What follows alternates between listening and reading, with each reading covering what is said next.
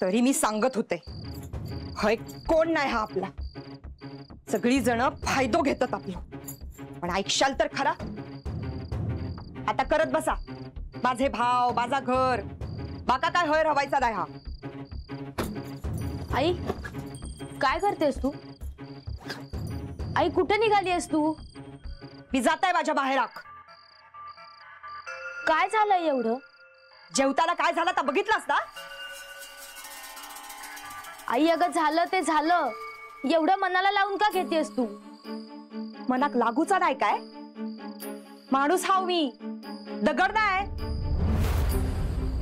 तुमचं बापूस दगडच असा म्हणान सगळं ऐकून घेता.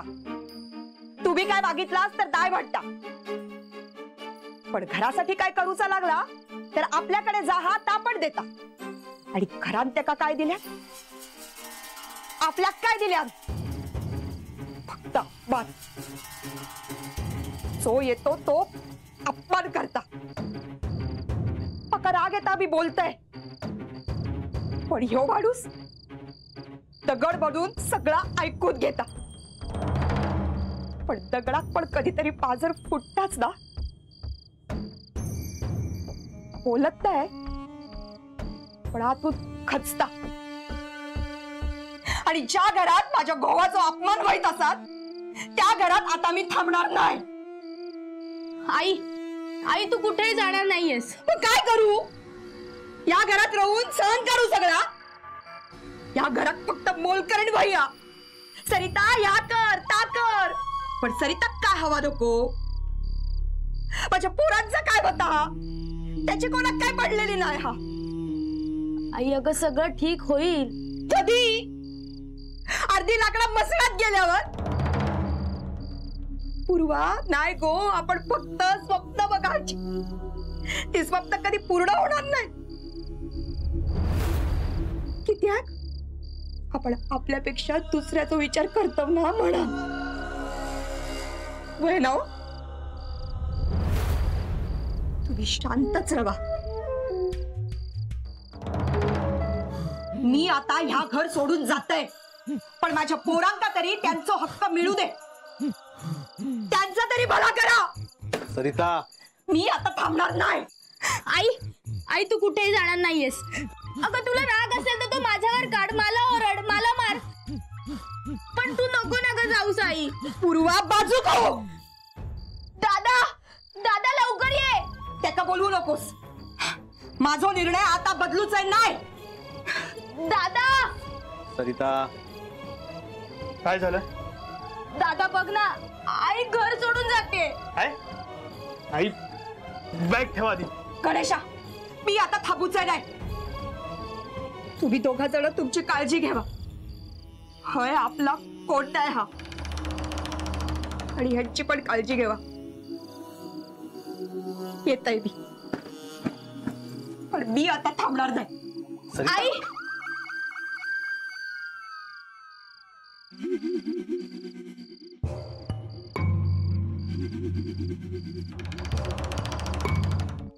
आपल्याला पाळावं लागेल ना दादा. अण्णांनंतर या घराची सगळी जबाबदारी तू घेतलीस. सगळं तू बघितलेस. माझी अशी इच्छा आहे की माझ्या लग्नाच्या विधी तू आणि सरिता वहिनीनं कराव्या.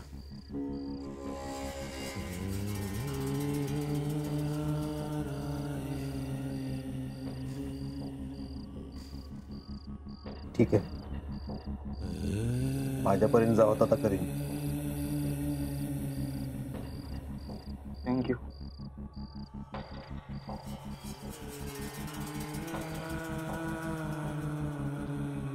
माधव, ए माधव, झोप झाली नाहीये का? माधव काय? अगं शवासन करत होतो. काय इथे आल्यावर एक्सरसाइजला वेळच मिळाला नाही ना, म्हणून सकाळी उठल्यावर असं म्हटलं की योगा करावा, बरं वाटेल. गुड. पण आता जरा माझं ऐकशील? बरं, मीच ऐकतो.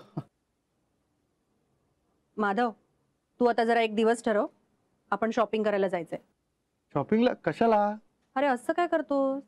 अभिरामचं लग्न आहे ना, मग त्याच्यासाठी काहीतरी घ्यावं लागेल आणि देविकासाठी सुद्धा काहीतरी घ्यावं लागेल. काय घ्यायचं आता त्यांच्यासाठी? ते काही ठरवलं नाही अजून, पण बघू. घरात काहीतरी उपयोगी पडतील अशा वस्तू घेऊ. अगं पण घरात एवढ्या वस्तू आहेत त्या का कमी आहेत? त्या इथे आहेत, पण नवीन घरात गेल्यावर त्यांना लागतील ना. काय हे कधी ठरलं आता? ठरलं नाही अजून, पण अभिराम आता क्लास 1 ऑफिसर होईल ना, मग तो काय इथेच राहणार आहे? नोकरीच्या ठिकाणी जावं लागेल त्याला, आणि मग पर्यायाने देविकाला सुद्धा त्याच्याबरोबर जावं लागेल ना. त्यांना त्यांचा संसार उभा करावा लागेल. हो. आणि तू सुद्धा आता जरा घाई कर. हो हो म्हणता दिवस संपून जातील. हो हो, गेले दिवस. माधव, नाही नाही नाही नाही. निलिमा, काल अभिराम जाम खुश होता ना? हो माधव, तुला एक सांगू? सांग ना. काय? अभिरामकडे डिसिजन घेण्याचा जो कॉन्फिडन्स आहे ना, हा. तो तुझ्यात नाही. हो का? बघ ना, किती अडथळे येत होते, किती विरोध होत होता, पण तरीही अभिरामनी देविकाचा विचार केला आणि निर्णय घेतला. आपण आता त्याला सपोर्ट करायला हवं. हा. सपोर्ट? कोणाला सपोर्ट करतो? हा, यंग मॅन, चिरंजीव आले बघा. अरे अभिरामच्या लग्नाबद्दल बोलतोय. तू पण जर आता काम करायला घे. तुझ्या अभिदाला विचार काही काम आहेत का म्हणून. मामा, मी ऑलरेडी ठरवलंय, यावेळेस अभिराच्या लग्नाला सगळं मॅनेजमेंट त्याचं मी करणार आहे. शाबास. लग्न झाल्यानंतर आपण मुंबईला निघायचं, नाहीतर अजून काही कारण मिळतील इथे थांबण्याची. माधव, हा. हो हो, जाऊया ना, लग्न झाल्यावर जाऊया. गुड. आर्चिस, जरा अभिरामला बोलव ना. तुम्ही नार्वेकरांशी सोयरीक जुळवलास, पण काही ना काही अडी येतच होती. लगीन होतच नव्हता. पण आता सगळा होतला. अभिराम सगळा ठरवून इलो हा. तुम्ही नार्वेकरांका शब्द दिलास, पण तुमच्या जिलान तो पाळला ना. आई, ये अभिरामा, आता तुझ्याविषयीच बोलत होतो. होय ना हो. ये बस.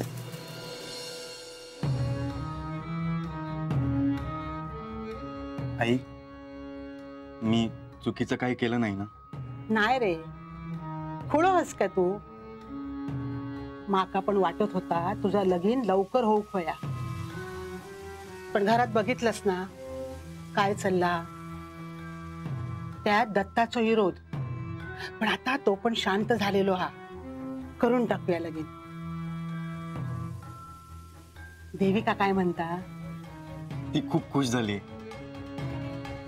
आणि मुळात तिच्या आईबाबांच्या चेहऱ्यावर ना आनंद दिसला. दिसतलोच. तरुणीसाठी पोर घरात बसून किती दिवस ठेवतले ते.